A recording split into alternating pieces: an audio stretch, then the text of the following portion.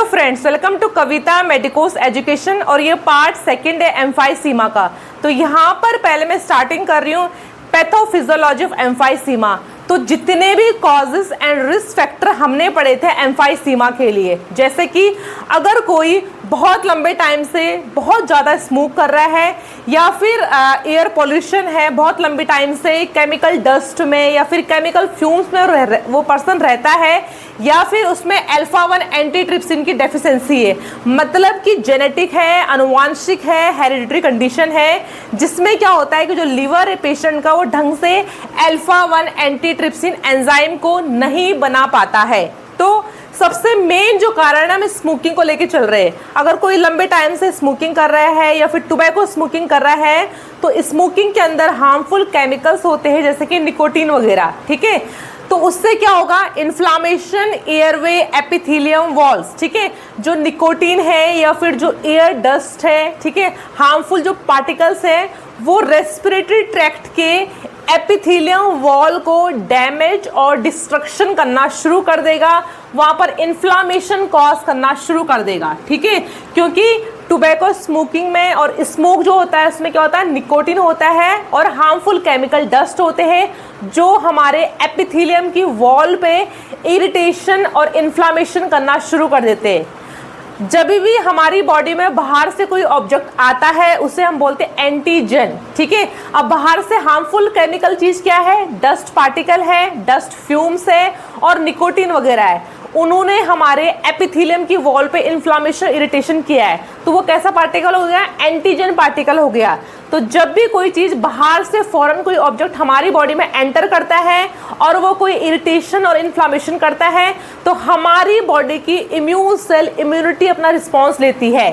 तो epithelium wall में inflammation और डैमेज होने के कारण हमारी जो इम्यून सेल्स है वहाँ से T4 सेल्स निकलेंगे, ठीक है, लिम्फोसाइट्स निकलेंगे, जैसे कि न्यूट्रोफिल्स और माइक्रोफेजेस उस जगह पर इन्फिल्ट्रेट करेंगे जहाँ पर भी इन्फ्लामेशन और इरिटेशन हो रहा है। वहाँ पर हमारी इम्यूनिटी ने रिस्पॉन्स लिया है एंटीबॉडी के रूप में, तो वहाँ पर न्यूट्रोफिल्स और माइक्रोफेजेस वहाँ पर इन्फिल्ट्रेट मतलब वहाँ पर आ जाएंगे, ठीक है।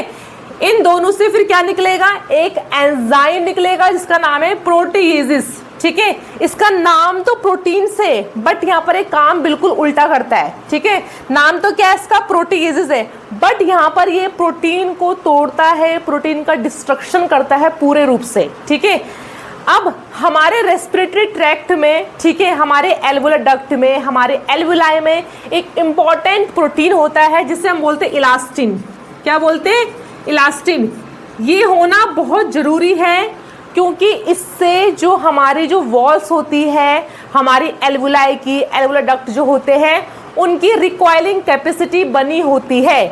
अगर यहाँ पर न्यूट्रोफिल्स और माइक्रोफेजेस इन्फिल्ट्रेट कर जाएंगे उस जगह पर, तो वहाँ पर वो एक एंजाइम निकालते हैं जिसका नाम क्या है, प्रोटीएजेस है, ठीक है। ये प्रोटीन को नष्ट कर देता है, इलास्टिन को खत्म कर देता है, तो इसका नाम क्या है, प्रोटीएजेस। जो न्यूट्रोफिल्स है उससे क्या निकलता है, जिस टाइम पे न्यूट्रोफिल्स अपना काम करना शुरू करते हैं तो वहाँ पर हार्मफुल केमिकल्स वगैरह निकलना शुरू होते हैं, जैसे कि कीमोकाइंस हो गया, ठीक है, कुछ ल्यूकोट्राइंस फैक्टर वहाँ निकलते हैं, ठीक है, साइटोकाइंस भी वहाँ पर निकलते हैं, वो और अधिक वहाँ डिस्ट्रक्शन करेंगी। और सबसे ज़्यादा जो न्यूट्रोफिल है वो क्या निकालेगा, प्रोटीएजेस निकालेगा। अब ये प्रोटीएजेस क्या करेगा, ये प्रोटीएजेस डिस्ट्रॉय कर देगा इलास्टिक टिश्यू को। जो हमारे लंग्स में इलास्टिक टिश्यू है उसको नष्ट करना शुरू कर देगा। और जो माइक्रोफेजेस है, ठीक है, जो माइक्रोफेजेस है जो क्या करता है, एनगल्फ करता है, किसी फॉरेन पार्टिकल को निगल देता है, ठीक है। माइक्रोफेजेस जो है इम्यून सेल का, वो निकालेगा मेटेलोप्रोटीनेजेस। वो क्या निकालेगा, मेटेलोप्रोटीनेजेस। और ये हमारे कनेक्टिव टिश्यू को, जो कनेक्शन को जोड़ते हैं, कनेक्टिव टिश्यू को डिस्ट्रॉय करना शुरू कर देगा, ठीक है। उससे क्या होगा, अगर जो इलास्टिन प्रोटीन अगर वो नष्ट हो गया, ठीक है, क्योंकि इलास्टिन प्रोटीन जो है वो लंग्स में एक रिकॉइलिंग की पावर देता है, जैसे कि अगर एक स्प्रिंग है उसको अगर खींच देंगे तो वापस से अपनी शेप में आ जाएगा। इसी तरह से इलास्टिन प्रोटीन हमारे एल्वुलर डक्ट में, हमारे रेस्पिरेटरी ट्रैक्ट में और हमारे एल्वुलाई में होता है, ताकि वहाँ इजीली गैस का एक्सचेंज हो सके। जिस टाइम पे हम ऑक्सीजन को इनहेल करते हैं उस टाइम पे जो एल्वुलाई होते हैं वो फूल जाएंगे, ठीक है। और जैसे हम CO2 को बाहर एक्सपेंड आउट करते हैं, एक्सहेल आउट करते हैं, तो वो रिकॉइल हो जाएंगे जैसे कि स्प्रिंग होता है। तो यहाँ पर अगर इलास्टिन प्रोटीन खत्म हो चुका है प्रोटीनेसिस के कारण, तो यहाँ पर इलास्टिक रिकॉइल की पावर खत्म हो जाएगी। इरिवर्सिबल इनलार्जमेंट मतलब जो एल्वुलाई है वो पूरी तरह से आपस में फ्यूज हो जाएंगे, वो इनलार्ज हो जाएंगे, उसको हम ठीक नहीं कर पाएंगे, ठीक है। तो यहाँ पर जो मैंने आपको SNS का डायग्राम पढ़ाया था पार्ट फर्स्ट में, उसमें क्या था, ये टर्मिनल ब्रोंक्यूल था। क्या था? Terminal bronchiole. ये जो ग्रीन में दिखा रखा है ये है आपका रेस्पिरेटरी ब्रोंक्यूल, और जो ये ब्लू में दिखा रखा है मैंने आपको ये है एल्वुलर डक्ट, और लास्ट में जो ग्रेप लाइक स्ट्रक्चर है हमारी ये है एल्वुलाई, ठीक है। तो ये प्रोसेस कहाँ हो रहा है? टर्मिनल ब्रोंक्यूल के बाद ये एम्फाइसीमा हो रहा है। कहाँ पर हो रहा है? टर्मिनल ब्रोंक्यूल के बाद। तो हमारे रेस्पिरेटरी ब्रोंक्यूल, हमारे एल्वुलर डक्ट और हमारी एल्वुलाई से जो इलास्टिन प्रोटीन होता है जो उसको रिकॉइलिंग की पावर देता है वो यहाँ से नष्ट हो जाएगा प्रोटीनेसिस के कारण, ठीक है। अगर वो इलास्टिन प्रोटीन खत्म हो जाएगा तो ये सारे एल्वुलाई एक दूसरे में इकट्ठा हो जाएंगे, आपस में फ्यूज कर जाएंगे। जितने भी एल्वुलर डक्ट है वो भी मिल जाएंगी और जितने भी रेस्पिरेटरी ब्रोंक्यूल है वो भी फ्यूज और कोलैप्स हो जाएगा, ठीक है। टर्मिनल ब्रोंक्यूल के बाद अगर ये सब चीजें यहाँ कोलैप्स हो जाएंगी, जो ये ट्यूब लाइक स्ट्रक्चर है एल्वुलर डक्ट, तो यहाँ से बाहर एयर नहीं जा पाएगी और कोई एयर अंदर भी नहीं आ पाएगी। ना एयर बाहर, ना CO2 बाहर जा पाएगा, ना ऑक्सीजन अंदर आ पाएगा, ठीक है। तो यहाँ पर क्या होगा? इलास्टिक रिकॉइल की पावर हट गई है, वहां पर इरिवर्सिबल इनलार्जमेंट हो गया है, वो एल्वुलाई अच्छे से फैल गई है। अब वहां पर गैसेस एक्सचेंज नहीं हो पाएगा। जब ये एल्वुलाई एक दूसरे में फ्यूज हो जाती है, आपस में मिल जाएंगी, तो बड़े बड़े स्ट्रक्चर बना लेंगे जिसे हम बोलते हैं बुल्लाई, ठीक है। फिर क्या होगा? एयरवे में दिक्कत आएगी, वहां पर ऑब्स्ट्रक्शन होगा, रिड्यूस लंग सरफेस एरिया, और लंग्स का सरफेस एरिया भी घट जाएगा, ठीक है। यहाँ पर एयरवे में ऑब्स्ट्रक्शन क्यों आ जाएंगी? क्योंकि यहाँ पर जो डक्ट है ना, एल्वुलर डक्ट और रेस्पिरेटरी डक्ट, ये भी फ्यूज हो जाएंगी और नैरो हो जाएंगी, जिससे कि एयर ढंग से पास नहीं हो पाएगी और जो CO2 है वो हमारे एल्वुलाई के अंदर ट्रैप हो जाएगी, ठीक है। अगर ये एल्वुलाई ने अपनी रिकॉइलिंग पावर खो दी है, क्योंकि रिकॉइलिंग पावर होना बहुत जरूरी है एल्वुलाई के अंदर। जब ऑक्सीजन लेते हैं तो उस टाइम पे एल्वुलाई फूल जाती है और जैसे CO2 बाहर निकालेंगे तो अपनी ओरिजिनल शेप में वो आ जाती है।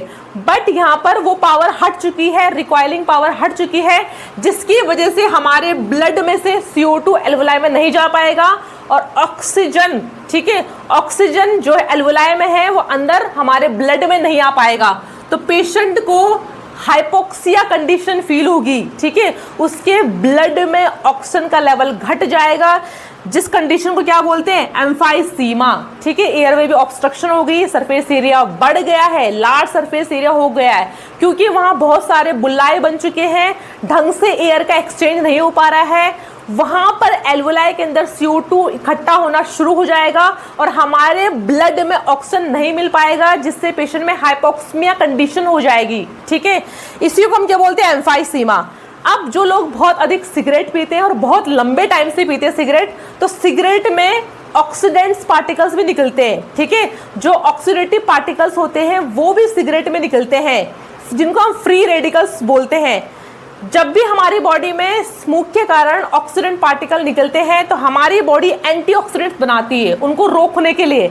बट अगर कोई व्यक्ति है वो बहुत ज़्यादा स्मोकिंग कर रहा है डेली के डेली और बहुत लंबे टाइम से कर रहा है, तो एक टाइम ऐसा आएगा जब हमारी बॉडी एंटीऑक्सीडेंट कम अमाउंट में बनाना कर देगी, कम अमाउंट में बनाएगी या बिल्कुल ख़त्म हो जाएगा एंटीऑक्सीडेंट, क्योंकि हर एक चीज़ की भी लिमिट होती है, ठीक है। तो यहाँ पर क्या हो गया कि inhibition of alpha one antitrypsin by oxidant in smoke, जो स्मोक में हार्मफुल फ्री रेडिकल्स निकलते हैं, ऑक्सीडेंट्स निकलते हैं, वो क्या करेगा? रोक देगा अल्फा-1 एंटीट्रिप्सिन के बनने के प्रोसेस को। क्यों? लिवर से हमारा अल्फा-1 एंटीट्रिप्सिन बनता है, ठीक है। इसका काम है प्रोटीज की एक्टिविटी को रोकना, बंद करना, ठीक है। देखो प्रोटीएजेस का दूसरा नाम ना इलास्टेसिस भी है। प्रोटीएजेस का दूसरा नाम क्या है? इलास्टेसिस भी, कंफ्यूज मत होना। और अल्फा 1 एंटीट्रिप्सिन का दूसरा नाम है एंटी प्रोटीएजेस।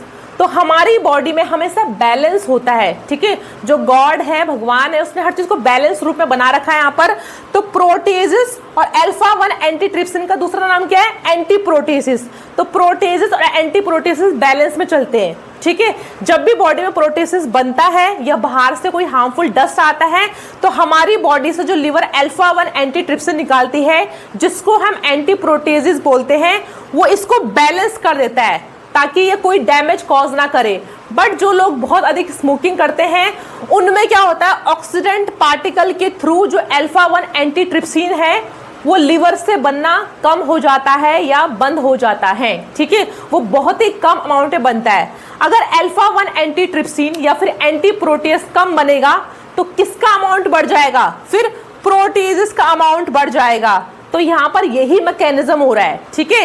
जो प्रोटीएज और एंटी प्रोटीएज का इम्बैलेंस हो रहा है क्योंकि स्मोकिंग के कारण जो अल्फा 1 एंटीट्रिप्सिन है या फिर एंटी प्रोटीएजेस है, इसको दूसरा नाम एंटी प्रोटीएजेस है, वो लिवर से कम बनना शुरू हो जाएगा, जिसकी वजह से इस प्रोटीएजेस का अमाउंट बढ़ जाएगा और एंटी प्रोटीएजेस का अमाउंट घट जाएगा और बॉडी में एक इम्बैलेंस होगा और फिर हमारी एल्विलाई की वॉल में डिस्ट्रक्शन होना शुरू हो जाएगा, वो टूटना शुरू हो जाएगी और सारे एयरवे आपस में फ्यूज होना शुरू हो जाएंगे, जिसको हम क्या बोलते हैं? एम्फाइसीमा कंडीशन बोलते हैं। और ये कंडीशन बहुत ही भयानक रूप ले सकती है, बहुत ही बेकार रूप ले सकती है अगर कोई व्यक्ति है उसको जेनेटिक या हेरिडिटरी कंडीशन, जो अनुवांशिक कंडीशन है, उसके पेरेंट्स से या फिर ग्रैंड पेरेंट्स से, तो उसमें क्या होता है कि पर्सन की लिवर में अल्फा 1 एंटीट्रिप्सिन एंजाइम बनता ही नहीं है, ठीक है, उसकी डेफिशिएंसी हो जाती है। तो यहाँ पर अल्फा 1 एंटीट्रिप्सिन की अगर डेफिशिएंसी होगी वो फिर क्या करेगा?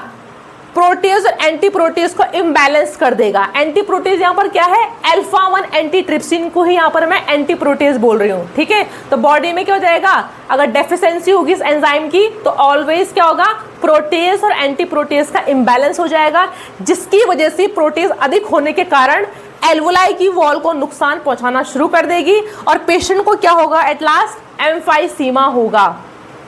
नेक्स्ट हमारे पास है clinical manifestation of emphysema. Emphysema में कौन कौन से साइन एंड सिम्टम्स हमको पेशेंट में देखने को मिलते हैं? तो यहाँ पर साइन एंड सिम्टम्स को मैंने दो कैटेगरी में डिवाइड किया है। पहले है माइनर सिम्टम्स, फिर है मेजर सिम्टम्स। क्योंकि ये डिजीज़ धीरे धीरे आगे प्रोग्रेस करती है, धीरे धीरे आगे बढ़ती है, तो पेशेंट को जो पहले स्टार्टिंग सिम्टम्स आएंगे वो हल्के फुल्के आएंगे और अगर डिजीज़ बहुत ही बेकार कंडीशन में चली गई, बहुत ही वर्स कंडीशन में चली गई, तो पेशेंट में मेजर सिम्टम्स देखने को मिलेंगे। तो पहले यहाँ पर हम डिस्कस कर रहे हैं कि माइनर सिम्टम्स कौन कौन से पेशेंट में देखने को मिलते हैं। पहला है यहाँ पर माइल्ड कफ। शुरुआत के दौर में पेशेंट को हल्का फुल्का यहाँ पर खांसी होगा, ठीक है। पेशेंट को स्टार्टिंग में थोड़ी बहुत खांसी होगी, मतलब माइल्ड उसको कफ रहेगा।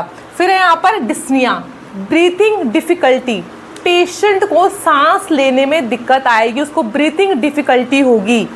यहाँ पर पेशेंट को ब्रीथिंग डिफिकल्टी तब होगी अगर पेशेंट कोई हैवी फिजिकल वर्क कर रहा है, बहुत ज़्यादा एक्सरसाइज कर रहा है, यहाँ पर रनिंग कर रहा है, तो उसको ब्रीथिंग डिफिकल्टी होगी। अगर वो रेस्ट कर रहा है, बैठा है या फिर आराम से लेटा हुआ है, तो उस टाइम पर उससे सांस की दिक्कत बिल्कुल नहीं होगी। बट कोई हैवी एक्सरसाइज या हैवी वर्कआउट करने से उसको ब्रीथिंग डिफिकल्टी महसूस होनी शुरू हो जाएगी। फिर है नेक्स्ट यहाँ पर व्हीजिंग साउंड। ये जो साउंड होती है इसमें सीटी की आवाज़ आती है जब पेशेंट CO2 को बाहर छोड़ता है। जैसे पेशेंट एक्सेल आउट करेगा तो उसको हल्की हल्की सीटी की आवाज़ आएगी चेस्ट से, ठीक है, जिसको कि स्टेथोस्कोप से ऑस्कल्टेट करके सुन सकते हैं। तो सीटी जैसी हल्की हल्की आवाज़ का आना जब पेशेंट सांस को बाहर छोड़ रहा है। नेक्स्ट है यहाँ पर डिक्रीज एक्सरसाइज टॉलरेंस। धीरे धीरे पेशेंट की जो एक्सरसाइज करने की क्षमता है वो भी कम हो जाएगी, उसकी टॉलरेंस पावर कम हो जाएगी। अब उसको एक्सरसाइज में दिक्कत आनी शुरू हो जाएगी, हैवी फिजिकल वर्कआउट करने में दिक्कत स्टार्ट हो जाएगी, क्योंकि उसको ब्रीथिंग यहाँ पर डिफिकल्टी शुरुआत में होनी स्टार्ट हो जाएगी। नेक्स्ट है यहाँ पर कफिंग अप क्लियर स्पूटम। यहाँ पर देखा गया है कि पेशेंट जो स्पूटम निकालता है, जो मॉर्निंग टाइम में खासकर उसको स्पूटम निकलेगा, वो बिल्कुल क्लियर होगा, ठीक है, वो थिक नहीं होगा। क्योंकि वो हमारे लंग्स के डीप इनसाइड जो ब्रोंकाई है, एल्वुलाई है, वहाँ से आ रहा है, तो वो बिल्कुल क्लियर होगा। ये वाला जो स्पुटम होगा इसमें कोई थिकनेस वगैरह नहीं होगी माइनर सिम्टम में। नेक्स्ट यहाँ पर मॉर्निंग कफ, पेशेंट को सुबह मॉर्निंग के टाइम पे हल्की हल्की खांसी और हल्का हल्का कफ उसको बना रहेगा सिर्फ मॉर्निंग के टाइम पे, इसलिए ये कैसे कंडीशन में आते हैं, माइल्ड सिम्टम्स। अब है मेजर सिम्टम्स, अगर ये डिजीज़ बहुत ही भयानक रूप ले लेती है, आगे ये डिजीज़ लगातार बढ़ती रहती है परसिस्टेंट कंडीशन में, तो पेशेंट में कौन कौन से मेजर सिम्टम्स देखने को मिलते हैं। पहला है increase shortness of breath, dyspnoea.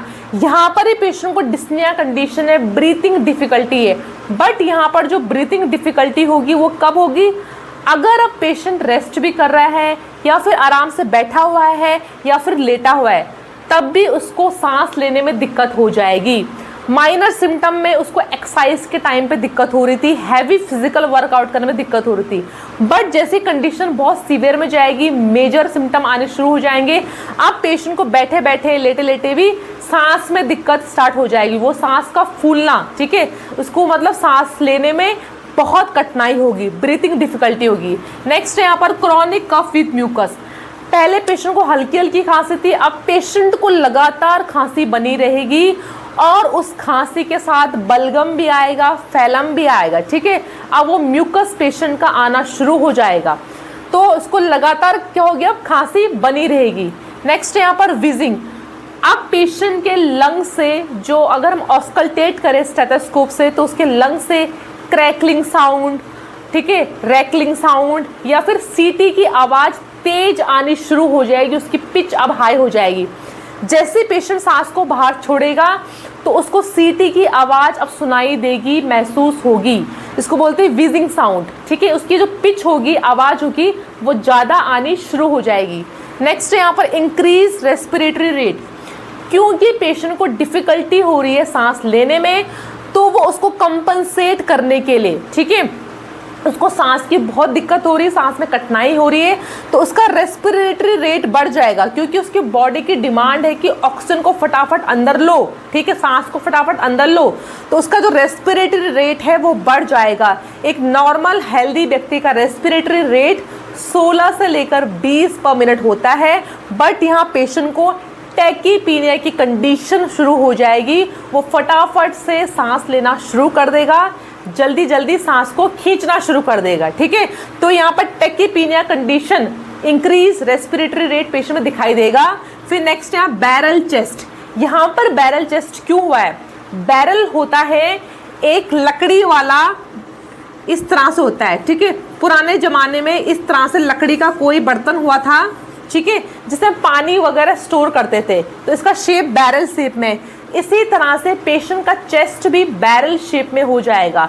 क्यों, क्योंकि एम्फाइसेमा की कंडीशन में जो एल्वुलाई है उनके अंदर जो एयर ट्रैप होनी शुरू हो जाएगी, CO2 और O2 वहाँ ट्रैप होनी शुरू हो जाएगी, क्योंकि जो हमारे ब्रोंकाई, ब्रोंक्यूल्स, ट्रैकिया है वो नैरो हो चुके हैं, कोलैप्स हो चुके हैं, तो ढंग से गैसेस का एक्सचेंज भी नहीं हो पाएगा और वहाँ से एयर पास नहीं हो पाएगी। इसीलिए जो एल्वुलाई है वो बुल्लाई के फॉर्म में बड़े हो जाएंगे। बुल्लाई मतलब वहाँ पर अब एयर ट्रैप होनी शुरू हो जाएगी, जिसकी वजह से लंग्स का साइज भी बढ़ जाएगा और पेशेंट का जो चेस्ट है ना, एंटीरियर पोस्टीरियर डायमीटर में वो भी इंक्रीज हो जाएगा, क्योंकि लंग्स का साइज भी बढ़ गया है एयर ट्रैप होने से। बैरल चेस्ट हमको दिखाई देगा जब पेशेंट बैठा रहेगा सिटिंग पोजीशन में चेयर में, तो वो आगे मतलब आगे झुक जाएगा वो, ठीक है, वो आगे लीन हो जाएगा, ठीक है ना, तो वो उसके जो हंच होंगे वो आगे की तरफ ऐसे आ जाएंगे और उसका चेस्ट फूला फूला लगेगा, ठीक है, एंटीरियर पोस्टीरियर डायमीटर फूले फूले लगेंगे, उसको बोलते हैं बैरल चेस्ट, इस शेप में। नेक्स्ट है यूज ऑफ एक्सेसरी मसल्स।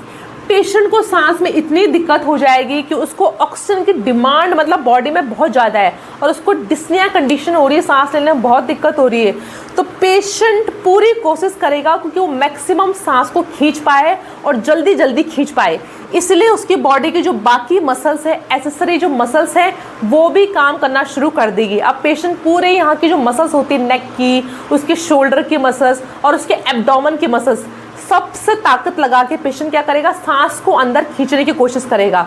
तो उसकी गर्दन की, उसके शोल्डर की, उसकी चेस्ट की, उसकी एब्डोमेन की सारी मसल से जोर लगा के पेशेंट सांस को अंदर इनहेल करने की कोशिश करेगा। तो यूज ऑफ एक्सेसरी मसल्स।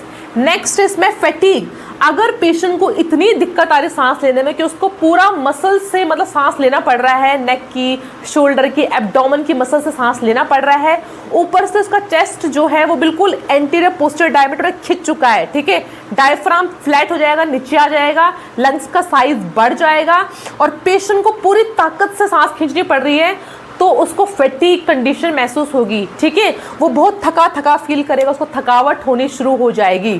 फिर है वेट लॉस और सीवियर कंडीशन है पेशेंट में, वेट लॉस भी होगा, उसको एनोरेक्सिया की कंडीशन होगी, उसको भूख ज़्यादा नहीं लगेगी, क्योंकि पूरा ध्यान तो किस पे, सांस को खींचने पे, ठीक है। जैसे ही वो कुछ खाता है तो अचानक से खांसी शुरू हो जाती है। लगातार खांसी अगर किसी को आ रही है तो ढंग से खाना भी नहीं खा पाएगा और लगातार सांस को खींच रहा है, पूरी मसल्स वही जोर लगा रही सांस को खींचने में, तो उसका वेट भी पेशेंट का इसमें लॉस हो जाता है।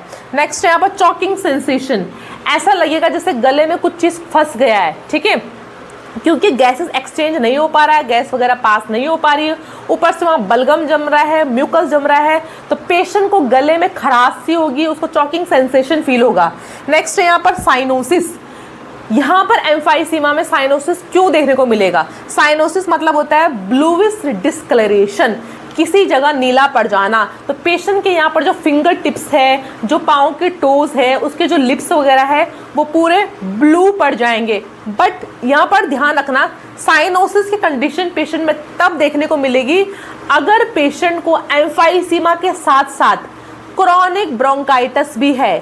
वैसे भी ये दोनों एकदम साथ साथ चलती है, क्योंकि दोनों का मेन कारण क्या है, स्मोकिंग है, ठीक है। ये दोनों डिजीज सीओपीडी के अंदर आती है, दोनों का मेन कारण क्या है, स्मोकिंग है। तो जब वो स्मोक करेगा पेशेंट, तो वो स्मोक उसके ब्रोंकाई, उसके ब्रोंक्यूल्स, उसके टर्मिनल ब्रोंक्यूल्स, हर एक ब्रांचेस से होके वो स्मोक अंदर फिर एल्वोलाई को अफेक्ट कर रहा है, जिसको हम बोलते हैं emphysema condition, destruction of alveoli. तो वो स्मोक उसके ब्रोंकस को भी इफेक्ट कर रहा है। तो पेशेंट में जहाँ पर एम्फाइसीमा है वहाँ पर ऑब्वियसली पेशेंट को क्रॉनिक ब्रोंकाइटिस होगा ही होगा, ठीक है। तो अगर पेशेंट को एम्फाइसीमा के साथ क्रॉनिक ब्रोंकाइटिस है, तब पेशेंट में कैसा देखने को मिलेगा, साइनोसिस देखने को मिलेगा। अदरवाइज अगर पेशेंट में सिर्फ एम्फाइसीमा है, ये बहुत ही कम चांसेस है, उस टाइम पेशेंट को हम पिंक पफर बोलेंगे। क्यों? क्योंकि वो उसने इतनी सांस खींच रखी है, उसके जो एल्वोलाई है उसमें ऑलरेडी ऑक्सीजन भरा हुआ है, ठीक है, वो लगातार रेस्पिरेट कर रहा है, बट सांस को बाहर नहीं निकाल पा रहा, CO2 को बाहर नहीं निकाल पा रहा है। इट मीन्स उसके जो एल्वोलाई है वहाँ पर ऑक्सीजन की डिमांड बिल्कुल फुलफिल्ड है, ठीक है, उसके ब्लड में ऑक्सीजन जा रहा है, बट जो वहाँ CO2 फंसा हुआ है वो बाहर नहीं निकल पा रहा है। अब पेशेंट क्या करेगा, अपने लिप्स को प्रेस करना शुरू कर देगा, लिप्स को दबाना शुरू कर देगा और उस CO2 को एक्सेल आउट करेगा, ठीक है, लिप्स को प्रेस करके और बाहर की तरफ सांस छोड़ना, आराम आराम से धीरे धीरे वो CO2 को बाहर छोड़ेगा। इसको बोलते हैं पर्स्ड लिप ब्रीथिंग, होठों को दबाते हुए, लिप्स को दबाते हुए CO2 को बाहर निकालना, ठीक है। तो यहाँ पर अगर पेशेंट को सिर्फ एम्फाइसीमा है तो उसको पिंक पफर वाले सिम्टम आएंगे। फिर है हार्ट फेलियर, एंकल स्वेलिंग। अगर पेशेंट के लंग्स ढंग से काम नहीं कर रहे हैं, वहाँ पर एल्वोलाई में गैसेस एक्सचेंज नहीं हो पा रहा है, तो धीरे धीरे पल्मोनरी जो आर्टरी है उसमें हाइपरटेंशन होनी शुरू हो जाएगी। जो राइट साइड का वेंट्रिकल है, जो आगे लंग्स में ब्लड को भेजता है प्यूरिफिकेशन करने के लिए, वो पूरा का पूरा जो राइट साइड का हार्ट है वो फेल होना शुरू हो जाएगा और वो ब्लड पीछे की तरफ बैक जाएगा बॉडी में, जिसकी वजह से पेशेंट के एंकल्स में, हाथ पैरों में वर्स कंडीशन में स्वेलिंग देखने को मिलती है। और at the last condition patient को क्या हो जाएगा, हार्ट फेलियर भी आ जाएगा। ये थे इसके sign and symptoms of emphysema. हमारे पास यहाँ पर डायग्नोस्टिक इवैल्यूएशन एम्फाइसीमा, कौन कौन सी यहाँ पर जांच पड़ताल हम एम्फाइसीमा डिजीज के लिए करते हैं।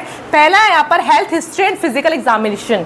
हेल्थ हिस्ट्री में हम पेशेंट की मेडिकल हिस्ट्री लेंगे, इसमें हम उसके पास्ट की पुरानी हिस्ट्री और प्रेजेंट की, अब के टाइम की जो हिस्ट्री है वो कंप्लीट लेंगे, ठीक है। पेशेंट से यहाँ पर जो डॉक्टर फिजिशियन होगा वो क्वेश्चनिंग करेगा कि क्या आप कोई स्मोकिंग करते हो या कोई टोबैको स्मोकिंग करते हो, किस ऑक्यूपेशनल जगह पे आप काम करते हो, वहाँ पर एयर पोल्यूशन तो नहीं है, आपकी फैमिली में कभी किसी को लंग्स रिलेटेड या फिर हार्ट रिलेटेड कोई डिजीज़ हुई है, पुरानी कौन सी सर्जरी हुई है। तो ये पूरा हम सब्जेक्टिव डाटा मेडिकल हिस्ट्री में कलेक्ट करेंगे, ठीक है। नेक्स्ट है यहाँ पर फिजिकल एग्जामिनेशन। इसमें हम पेशेंट को हेड टू टो पूरा का पूरा ऑब्जर्व करके, यहाँ पर जो फिजिशियन है वो पेशेंट को देखता है, उसको ऑस्कल्टेट करके, उसका इंस्पेक्शन करके, उसका ऊपर पाल्पिटेशन करके देखता है कंप्लीट। स्टेथोस्कोप से चेक करते हैं कि उसके चेस्ट से कोई एबनॉर्मल विजिंग क्रैकलिंग साउंड तो नहीं आ रही है। यहाँ पर डॉक्टर पेशेंट को फिजिकली मतलब ऑब्जर्व करेगा, उसके कंप्लीट वाइटल्स लेगा, उसके हाथ पैरों में कोई ब्लूइस तो नहीं है, जिस टाइम पेशेंट बैठ रहा है क्या वो झुक के बैठ रहा है, ठीक है। अगर झुक के बैठेगा या फिर उसका चेस्ट का साइज बड़ा तो नहीं है, उसका बैरल चेस्ट तो नहीं है, तो कंप्लीट यहाँ पर पेशेंट को ऑब्जेक्टिव डाटा लेते हैं, ठीक है। और यहाँ पर मेडिकल हिस्ट्री में पेशेंट अपने साइन एंड सिम्टम बताता है कि मुझे सुबह कफिंग होती है या फिर नहीं होती है, उसको डिस्निया कंडीशन है या फिर उसका वेट लॉस हो रहा है। तो पूरा यहाँ पर सब्जेक्टिव डाटा हम पेशेंट का कलेक्ट करेंगे मेडिकल हिस्ट्री में। नेक्स्ट है यहाँ पर चेस्ट एक्सरे, ठीक है। चेस्ट एक्सरे जो इमेजेस आएगी वो तब अच्छी आएगी जब पेशेंट की डिजीज़ बहुत बेकार मतलब वर्स्ट कंडीशन में जा चुकी होगी। जिस टाइम पर माइल्ड या फिर मॉडरेट कंडीशन होता है उस टाइम पे वो जो लंग्स हैं वो इतने अच्छे से दिखाई नहीं देता कि एम्फाइसीमा है या फिर नहीं है, ठीक है। वहाँ पर लंग्स का वॉल्यूम हमको इंक्रीज मिलेगा, उसका साइज बढ़ा हुआ मिलेगा, डायफ्राम जो होगा फ्लैटेंड मिलेगा। नेक्स्ट है यहाँ पर सीटी स्कैन, कंप्यूटराइज्ड टोमोग्राफी, इसके अलावा यहाँ पर एमआरआई स्कैन भी यहाँ पर कर सकते हैं, ठीक है। मैग्नेटिक रेजोनेंस इमेजिंग, यहाँ ये हमें क्लियर कट जो इमेजेस है क्लियर फॉर्म में वहाँ पर सीटी स्कैन हमें प्रोवाइड करता है हाई रेजोनेटिंग फॉर्म में, जिसमें हम और बारीकी से जो लंग्स है उसकी पैरेन्काइमा जो लेयर है, उसके ट्यूब्स वगैरह जो अंदर ब्रोंका है ब्रोंक्यूल्स है वो अच्छे से देख सकते हैं। वहाँ पर कोई बुलाई फॉर्मेशन तो नहीं है, जो डायफ्राम वो कितना फ्लैट हुआ है, ठीक है। तो यहाँ पर जो इमेजेस आएगी वो बहुत ही क्लियर फॉर्म में और कट फॉर्म में आएगी। नेक्स्ट है यहाँ पर पल्स ऑक्सीमीट्री। पल्स ऑक्सीमीट्री एक नॉन इन्वेसिव टेस्ट है जिसमें कोई चीरा वगैरह नहीं लगता है। एक छोटा सा प्रॉब होता है जिसको हम पेशेंट के फिंगर पे पहना देते हैं, ठीक है। उसको पहनाने के बाद वहाँ पर पार्शियल प्रेशर ऑफ ऑक्सीजन मतलब कितना ऑक्सीजन ब्लड में डिजॉल्व है वो उस प्रॉब में दिखा देता है। इसके अलावा उसमें बीपी वगैरह, पेशेंट का सैचुरेशन वगैरह और पेशेंट का पल्स वगैरह इस प्रॉब वाले ऑक्सीमीटर में पता लग जाता है। तो पेशेंट के ब्लड में कितना ऑक्सीजन प्रेजेंट है, उसको डिस्निया की कंडीशन तो फील नहीं हो रही है। नेक्स्ट है स्पूटम एग्जामिनेशन। एम्फाइसीमा में पेशेंट को अगर कफ बनता है, म्यूकस बनता है या फिर बलगम बनता है, स्पूटम अगर क्लियर है तब भी इसमें हम पेशेंट का जो स्पूटम है उसको लैब में भिजवाएंगे। इससे पता लगता है कि वहाँ पर कोई अन्य कोई इन्फेक्शन तो नहीं हो रहा है, ठीक है, कोई माइक्रो ऑर्गेनिज्म वहाँ पर कोई उत्पन्न तो नहीं हो रहा है। तो पेशेंट का यहाँ पर हम स्पूटम एग्जामिनेशन भी करेंगे। नेक्स्ट है ABG analysis, arterial blood gas analysis, ठीक है। ये बहुत ही इंपॉर्टेंट टेस्ट है। इसमें हम पेशेंट की रेडियल आर्टरी से और फीमोरल आर्टरी से ब्लड को लेंगे और उसमें हम पार्शियल प्रेशर ऑफ ऑक्सीजन को देखेंगे। वो कितना होना चाहिए, 75 से लेकर 100 mmHg उसकी नॉर्मल रेंज है, इतना आना चाहिए, ठीक है। और इसमें हम क्या ऑब्जर्व करेंगे, और PCO2 partial pressure of carbon dioxide वो कितना होना चाहिए, 35 से लेकर 45 mmHg, ठीक है। और इसके अलावा ब्लड का pH जिसकी रेंज है 7.35 से लेकर 7.45। तो अगर पेशेंट का सैचुरेशन 75 से कम है इट मीन्स उसको एम्फाइसीमा की कंडीशन है, अच्छे से एल्वुलाई और ब्लड कैपिलरीज में गैसेस एक्सचेंज नहीं हो पा रहा है। अगर CO2 का लेवल बढ़ा हुआ है 45 mmHg से अगर कार्बन डाइऑक्साइड ऊपर जाता है तो पेशेंट की बॉडी में हाइपर कैपनिया की कंडीशन उत्पन्न हो रही है, उसके ब्लड में CO2 की मात्रा बढ़ रही है जिसकी वजह से पेशेंट एक्स्ट्रा सांस खींचने की कोशिश कर रहा है, ठीक है, टैकीकार्डिया करने की, टैकीपीनिया करने की कोशिश कर रहा है, ठीक है, अपनी रेस्पिरेटरी रेट को बढ़ा रहा है। तो पेशेंट का इसमें हम पार्शियल प्रेशर ऑक्सीजन और CO2 और pH और एक बाइकार्बोनेट होता है उसको भी जांच करेंगे। नेक्स्ट है यहाँ पर अल्फा-1 एंटीट्रिप्सिन डेफिशिएंसी। ये खासकर हम उन लोगों में करते हैं जो लोग यंगर एज ग्रुप में होते हैं या फिर किसी की फैमिली में किसी को एम्फाइसीमा है। क्योंकि जेनेटिक होता है और मेनली अल्फा 1 एंटीट्रिप्सिन की डेफिशिएंसी यंगर एज ग्रुप में देखने को मिलती है। तो यहाँ पर हम अल्फा 1 एंटीट्रिप्सिन जो एंजाइम है जो हमारे लिवर से निकलता है उसकी जांच करेंगे। तो उसकी नॉर्मल रेंज कितनी है, 75 से लेकर 100 mmHg/dl, ठीक है ना। तो यहाँ पर हम अल्फा 1 एंटीट्रिप्सिन की भी लेवल को चेक करेंगे। नेक्स्ट है यहाँ पर ब्लड टेस्ट। ब्लड टेस्ट यहाँ पर क्यों चेक करेंगे कि ब्लड में अल्फा 1 एंटीट्रिप्सिन का लेवल कितना है, ठीक है। इसके अलावा कोई माइक्रो ऑर्गेनिज्म, कोई पैथोजन तो उत्पन्न नहीं हुए हैं। फिर इसमें क्या होता है, जब भी हमारी बॉडी में बाहर से निकोटीन वगैरह, टॉक्सिक वगैरह चीज़ें अंदर आती है तो हमारी बॉडी के लिम्फोसाइट्स, WBCs का जो अमाउंट है वो बढ़ जाता है। तो यहाँ पर हमें पता लग जाएगा कि हमारी बॉडी में जो हमारी इम्यून सेल्स है क्या उनकी मात्रा बढ़ी है कि नहीं बढ़ी है, या फिर कोई माइक्रो ऑर्गेनिज्म है पैथोजन हमारे जो लंग्स को डैमेज कर रहा है या फिर नहीं कर रहा है। नेक्स्ट यहाँ पर पल्मोनरी फंक्शन टेस्ट। इसमें 2 तरह के टेस्ट आते हैं। स्पायरोमेट्री, इसमें पेशेंट को एक लंबी सांस खींचने के लिए बोलते हैं, फिर उसको एक ट्यूब देते हैं, उसमें पेशेंट फूंक मारता है, ठीक है। तो पेशेंट ने कितना इंस्पायर किया और कितना वो एक्सेल कर पा रहा है, ठीक है। तो इसमें हम लंग का पूरा चेक करते हैं, मतलब इनहेलेशन रेट कितना है, कितनी जल्दी वो इनहेल कर पा रहा है, कितनी ज़्यादा वो CO2 को बाहर एक्सपायर कर पा रहा है, बाहर निकाल पा रहा है, ठीक है। और लंग वॉल्यूम में पूरा कंप्लीट लंग का वॉल्यूम, मतलब जब हम इंस्पिरेशन और एक्सपिरेशन कर रहे हैं उसके बाद लंग में कितना अमाउंट एयर होना चाहिए वो पूरा इसमें हम देख लेते हैं पल्मोनरी फंक्शन टेस्ट में, ठीक है। इसको लंग फंक्शन टेस्ट भी बोलते हैं। नेक्स्ट है यहाँ पर 6 मिनट वॉक टेस्ट कि पेशेंट के अंदर एक्सरसाइज टॉलरेंस की पावर है कि नहीं है। पेशेंट को बोलेंगे कॉरिडोर में, जो हॉस्पिटल है उसके कॉरिडोर में 6 मिनट तक चलो, ठीक है। और उस टाइम पे पेशेंट के हाथ में प्रॉब लगा देंगे कि पेशेंट का सैचुरेशन कितना ड्रॉप हो रहा है या फिर नहीं हो रहा है, पेशेंट उस टाइम पे खांस रहा है चलते हुए, या फिर उसको ब्रीथिंग डिफिकल्टी हो रही कि नहीं हो रही। और पूरा जो वाइटल साइंस होते हैं वो हम 6 मिनट वॉक टेस्ट में ऑब्जर्व कर देंगे। सो ये था diagnosis of emphysema. So friends, अगर आपको वीडियो पसंद आती है तो इसको लाइक, शेयर, सब्सक्राइब जरूर कीजिए और मुझे कमेंट सेक्शन में अपना कमेंट, आपका जो सुझाव है वो जरूर लिख के बताइए। Thank you so much.